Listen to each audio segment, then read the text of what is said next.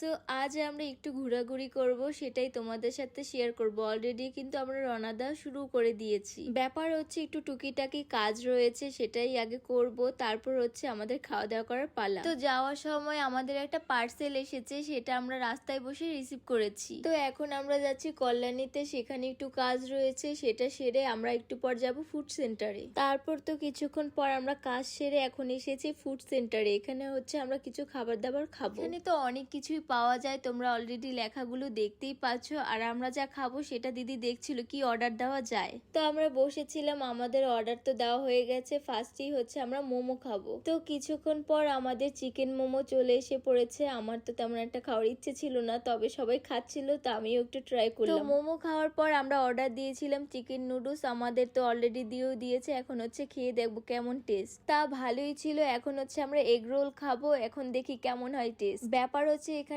সবকিছু খাবার দাবারই খুব ভালো, আর দিদিরা তো মাঝে মাঝে খায়, ওরা ভালো করেই জানে যে এখানের খাবার খুবই ভালো। সো আমাদের তো খাওয়া দাওয়া কমপ্লিট। এখন আমরা হচ্ছে চারপাশটা একটু ঘুরে ঘুরে দেখবো। তো হঠাৎ দেখি এখানে ভুট্টা বিক্রি করছে, তো আমরা ভুট্টা নিয়ে নিলাম। আমাদের তো খুবই ভালো লাগে ভুট্টা খেতে। ব্যাপার হচ্ছে এবার ইন্ডিয়াতে এসে আমাদের কোথাও ট্যুর দেওয়া হলো না, যাই হোক নেক্সট টাইম যখন আসবো ট্যুর দেওয়ার চেষ্টা করব।